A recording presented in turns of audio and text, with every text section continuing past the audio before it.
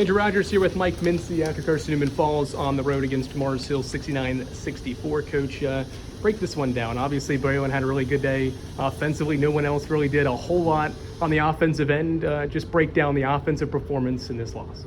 I'm not real sure how to break it down, honestly. I thought we had moments in the first half that were good. We had unforced turnovers in the front court. I know we had a 32-24 lead somewhere in that neighborhood, and we don't get a shot off. I think we turned the ball over, and it was kind of the same story at Catawba, and then we kind of unraveled from there.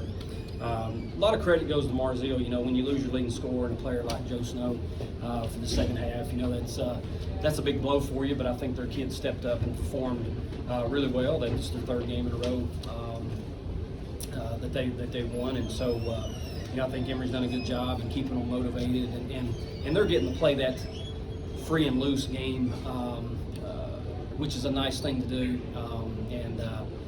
Their kids are tough, man. They won that game fair and square and outplayed us, and we just didn't make many shots, especially in the second half.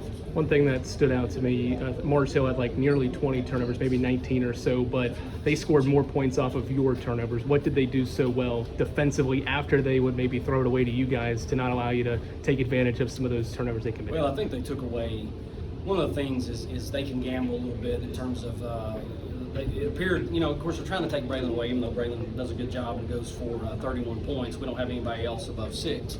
But they kind of played off a little bit, took away driving points to the rim. We only get to the free throw line 7 times. I mean, you're outscored by 10 at the free throw line, and typically we get to the free throw line a lot.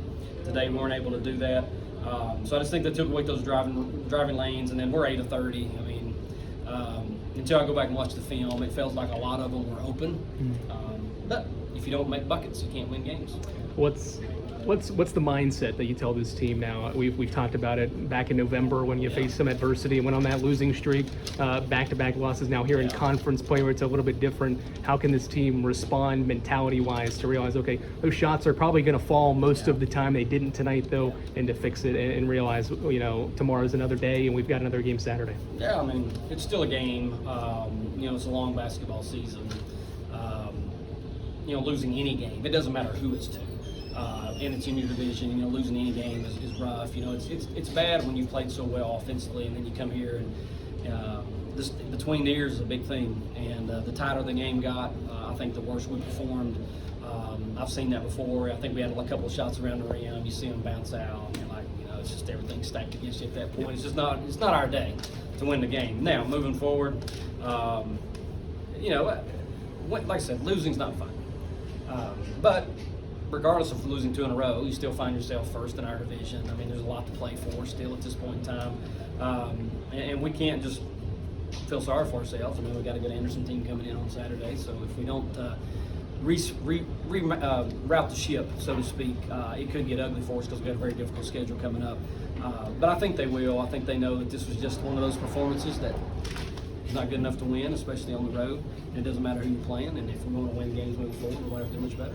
That's head coach Mike Mincey.